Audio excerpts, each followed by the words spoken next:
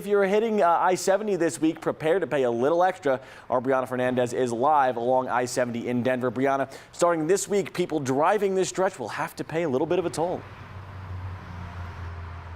Yeah, so CDOT says that they were supposed to start charging people back in February, but they had some software issues. So today will be the last day that you'll be able to drive through those express lanes for free because of after years of construction and all those software issues that CDOT had. They said tomorrow they'll start charging people. So we know the express lanes span about 10 miles from northeast Denver to Aurora. And this will start from I-25 to Chambers Road. Now, this was added as part of the Central 70 project to help ease traffic congestion across all lanes. So the lanes will be open 24/7. Drivers with an express toll pass will be charged between $1.50 to $4.50, just depending on the time of day.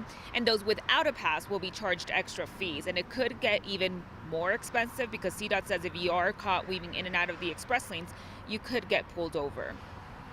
They can still be pulled over by a police officer right now because there is room for the police officers to maneuver on those lanes, unlike in the mountain corridor where there's really not room to pull people over. There are shoulders there, so they can be pulled over. But eventually we're going to be installing this equipment on all of our express lanes corridors, and it's highly, highly effective. Yeah, so again, the enforcement will be starting tomorrow. Jordan, Corey, I was driving down I-70 and I noticed that there's these big signs letting drivers know, like, hey, tomorrow this will be starting. So if you don't have a transponder, just get ready because, like I mentioned, you could get charged extra fees. Yeah, something you definitely don't want to sneak up on you, Brianna, so we'll have to plan on that. Thank you. New overnight, Aurora police are looking for a suspect involved in a shooting that led to a police chase. That chase ended in a crash that hurt an officer and 2 bystanders. Everything began just after 9 last night when a woman walked into a hospital with a gunshot wound. Police say it happened near 6th and Delmar Circle West. They found a suspect driving around a parking lot near Dartmouth and South Parker Road in South Aurora.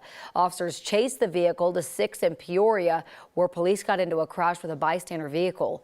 Police say an officer and 2 other people went to the hospital with minor injuries. The suspect's vehicle was later found abandoned just a few blocks away on 2nd and Peoria.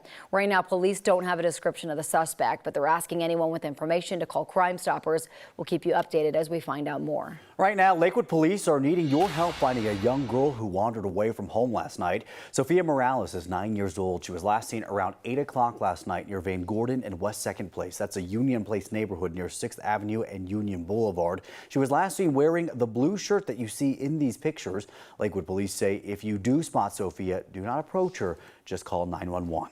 It's now been more than a week since 4 kids from Centennial went missing. Now we have new information about what kind of car they might be in. The Arapahoe County Sheriff's Office says they're looking for a gold Honda Pilot. This is what deputies say it looks like. It isn't the actual car. They think it could be headed to Louisiana, where the kids' parents are from. There's no license plate number to give you because the Sheriff's Office thinks it has stolen or fake license plates. There's also a warrant out for the parents. The Sheriff's Office says Howard Miles did not bring the kids back to their foster care after a court-ordered visit. Investigators think their mom, Clarissa Gardette, is with them. The kids were last seen on June 30th. They're between the ages of 4 and 9. The Sheriff's Office says they may be in immediate danger because of a history of neglect and child abuse. If you know anything, you're asked to call Crime Stoppers. This week, we're expecting to learn more about the arrests on a shooting on I-70 on the 4th of July that left a motorcyclist dead. Denver police say they arrested 2 people over the weekend who are now accused of first-degree murder. Police say just after midnight Tuesday, they were looking into a car crash on I-70 near Colorado Boulevard. Hours later, they said a man on a motorcycle was found with gunshot wounds and died soon after. Officers are still investigating that. The dentist accused of poisoning his wife is set to be back in court on Wednesday, and soon the office where he worked will reopen. Police arrested James Craig back in March after his wife Angela died in the hospital. Craig is accused of ordering the potassium cyanide that killed her and having it delivered to his dental practice in Aurora. Summerbrook Dental Group has been shut down for months. Patients told us they couldn't get any of their records. One woman, Sandy Stinson, was stuck waiting on new teeth. She paid $40,000 back in October for a dental implant surgery. Then her dentist went to jail. I got all this plastic in my mouth. I can't speak clearly. Who do I call? Who do I talk to? You know, I'm getting nowhere fast. So I finally said I have to do something. Stinson told us she finally got her new teeth last week from another dentist months after it was supposed to happen. She ended up with an extra $22,000 bill. A couple days later, she says she got an email from the dentist taking over the Summerbrook dental offices saying she would start taking patients in a couple of weeks. We checked this weekend and Craig is still in the Arapahoe County Jail. Last month, the judge agreed to set his bond at $10 million cash. It is now 6:06 on your Monday morning, and right now President Joe Biden is in Europe getting ready for the NATO summit. He landed in the UK overnight, where he'll meet with King Charles III and the British Prime Minister. Then he'll go to Lithuania to meet with NATO leaders. One of the big topics at that NATO meeting will be whether to let Ukraine in. President Biden told CNN he thinks Ukraine isn't ready to be a member and he wants to wait until the war with Russia is finished.